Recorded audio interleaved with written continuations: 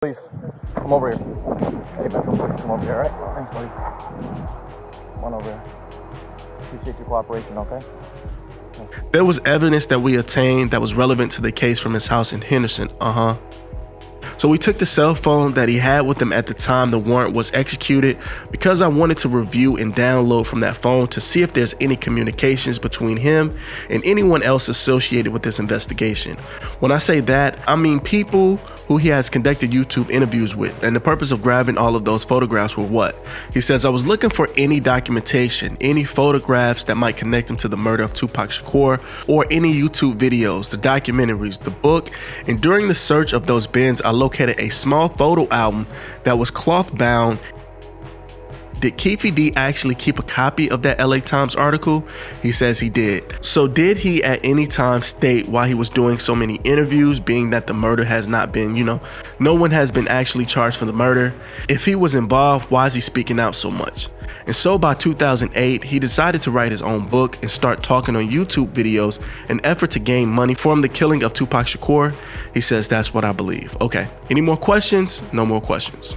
So the detective spoke. He's one of the top people involved in this Keefe investigation. We find out exactly what happened as far as the search warrant, what they were particularly looking for in that search warrant, and what they particularly found in the search warrant. Watch this video all the way through. Make sure you like the video. At the end, appreciate you guys. You are advised that you are here today to give testimony in the investigation pertaining to the offense of murder with the deadly weapon with the intent to promote, further, or assist a criminal gang involving Keefe Davis. Do you understand this advisement? I do. Please state your first and last name. Clifford Mogg. Okay, so we're jumping right into it. He actually gave an interview earlier. I guess they came back. They wanted him to give another interview. So it says, Detective Mogg, you were here last week and you had presented some sort of lengthy interview of Mr. Davis concerning the events surrounding Mr. Shakur's death. Is that accurate? He says yes. You have, or at least had within grand jury exhibit number 48, 3 more. I'll call these clips more lengthy than others, describing certain facts and circumstances surrounding them as well. He says that's correct. In addition to that, there are numerous of other times that Mr. Davis has been portrayed in the interest of videos, internet, and videos describing essentially the same version of the events. They're hours worth. And during those hours, while they are, would you agree with me that there are small inconsistencies, some of which he gets confronted with? Is that fair? He says correct. But ultimately, his story is fairly consistent on who's in the car, what direction is heading. When they realize the caravan with Suge and Mr. Shakur are in it, they do a U-turn and pull up on the gutter and they shoot the vehicle essentially. That's correct. So I'm going to play what's marked grand jury exhibit number 48 as number 2. They play the video. Now, detective, to clear something up, you reviewed the transcript of Suge Knight's formal interviews with the police. Is that fair? He says yes. Would you agree or disagree that he was less forthcoming about both the event at the MGM as well as the shooting event himself? Yes. And would you agree or disagree that he was less cooperating about both the event at the MGM as well as the shooting himself? Yeah, he was less than cooperative with the detectives that were interviewing him that night. So when Keefe says Suge told the police the first night, Suge didn't tell Metro that first night, correct? I don't have any evidence that Suge Knight told the Metro Atlanta Police Department or any other police department who was involved in shooting him and Tupac Shakur. Since your investigation, this jury heard from Reggie Wright Jr., who is head of security for Death Row Records, correct? He says yes. You're aware that Suge and Reggie Wright and some people around Suge were having conversations days after the homicide? He says that's correct. And were you aware that Reggie communicated to his father, who either at the time was lieutenant or captain of the Compton Police Department gang unit? Yes. And when Mr. Davis says Suge told that the first night, that appears to be corroborated by the event that occurs with Reggie Wright Sr. Yes, and I also learned that through my investigation. So they play exhibit number 48. It's a video. Throughout these videos, Mr. Davis keeps referencing telling on himself. Do you hear that a variety of times? He says yes. In the course of your investigation, there have been portions of some sort of recording that were taken in California by California law and federal agents as a part of the California task force. Is that true? He says there was. Have you received a full copy of the recording that allegedly occurs in LA sometimes between 2006 to 2009? He says, I have not. The only parts that you know about was the ones that was posted on the internet in small snippets. He says that's correct. Thank you. That completes my questions for the witness. Does the grand jury have any questions? Now this is when we get all of the good information during this examination. Now he says, did you personally interview Keefed? He says, I was there when I executed a search warrant at his residence, and I sat in the car with him for a while, but there wasn't an interview conducted per se. He did not want to talk. I have a question. In regards to the home with the warrant, did you guys obtain anything? He says, there was evidence that we obtained that was relevant to the case from his house in Henderson. He also says, let me finish. All of the electronics that were in the house were collected, correct?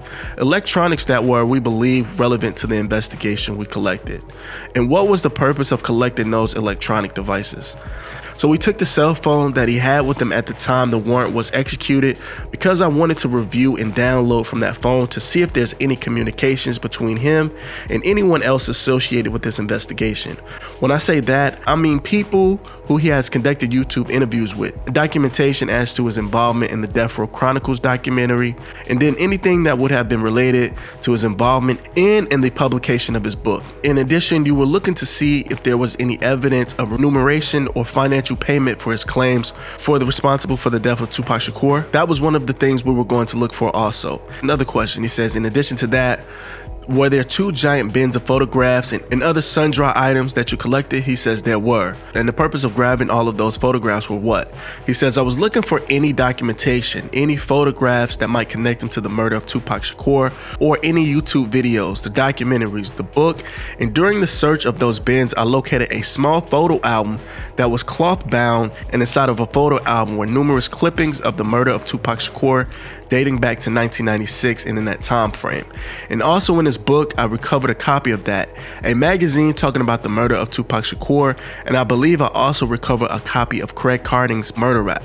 And then talking about those newspaper articles, his references in his interview very early in the LA Times was reporting Keefed's nephew Orlando Anderson as the potential suspect in the early mid part of September. Do you recall that? He says yes. Did Keefed actually keep a copy of that LA Times article? He says he did. Lastly, within those binders, did you locate a search warrant and a return from the Compton Police Department May of 1998? He says we did. Now the search warrant returned from Detective Ben Vernon. He also mentioned his partner Detective Ladd in that. Now one of the items that was listed on the return was a receipt from the Monte Carlo Hotel. And prior to the execution of that search warrant, did you have any knowledge about the execution and the fact that that search warrant had an execution in 1998? He says, I was aware that there was a search warrant that was executed. I had a copy of the actual warrant, an affidavit in support of the warrant. Now they said, let me back up. The affidavit in support of the warrant that you have from September of 1996, as well as one from 1997. Would that be correct? He says, yes. He says, do you have one from 1998? He says, no. The return we had was found May of 1998. Is that correct? He says, yes, I believe so. He says, once you saw there was paperwork received showing a bill due to the Monte Carlo, was there efforts? Well, let me rephrase that. Prior to the recovery of that, did you have evidence from the Monte Carlo that Keefed had stayed at the Monte Carlo at the time of that Tyson fight? He says, I did not. He says, but you did have, and he mentions repeatedly through interviews, that C. Ray or a guy named Corey Edwards, correct? He says yes. And in his claim is that Corey Edwards is in the van and gets in before Keefed gets out of the van and gets into the Cadillac. He says that's correct. And do you have records establishing that Corey Edwards from way back in the initial investigation was staying at the Monte Carlo Hotel? He was staying at the Monte Carlo Hotel during that time that Tupac Shakur was killed. Thank you. Any more questions? They had a few more questions. It says, going way back, says, was the weapon that was used and or the car, the white Cadillac, either one of those recovered? He says neither one of those was recovered. We have information about them, but we were never able to identify the person who rented the car, where it was rented from, and then when it comes to the gun, we have never recovered as of this date the weapon that was used in the murder. They asked another question. Was it verified that the Cadillac was rented, or was that just what was being said? He says that's information that obtained from numerous detectives that will work in various parts, either this case or some other investigations in the Compton area. They said, let me ask you this. During the course of your investigation, you learned that obviously that Bubble Up Terrence Brown, he says yes. Now, during the course of your investigation, did you learn that Terrence Brown had a family member that used to rent cars in Compton? He says, yes, that's correct. But that company, or I guess you can call it a company that rented those cars in Compton, no longer has or no longer either exists or has records that go back to 1996. He says, so I was aware based on the information I obtained from other police departments and company that used to rent vehicles. I contacted that company and attempted to find out if he had records going back to 1996, and they did not have records. Only way they might be able to obtain any information is if I had a name and the phone number of the person who rented the vehicle or the vehicle identification number from the car. Since I had neither one of those, they were unable to provide any information. Any other questions? In the first video we watched today, towards the end, Mr. Davis says, "Don't tell anyone, that's the only way you'll stay free." So did he at any time state why he was doing so many interviews, being that the murder has not been, no one has been actually charged for the murder?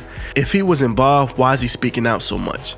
He answered this. He says, "He never told me personally why he did so many interviews.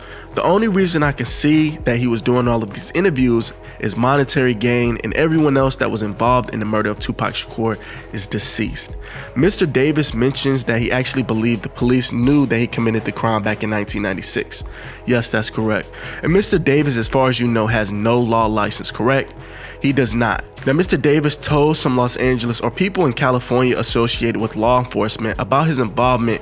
It didn't get prosecuted for this crime. Is that correct? He says that's correct. But Metro, the jurisdiction that has the authority over this investigation, never received whatever the information is, nor, as far as you know, nobody has ever from Las Vegas paid it, ever provided Mr. Davis any sort of immunity from prosecution, correct? He says they have not. And then Detective Kading published a book that referenced everything that was told by Mr. Davis, and Mr. Davis didn't get arrested in 2011, correct? That's correct. And so by 2008, he decided to write his own book and start talking on YouTube videos in an effort to gain money from the killing of Tupac Shakur. He says that's what I believe. Okay, any more questions? No more questions.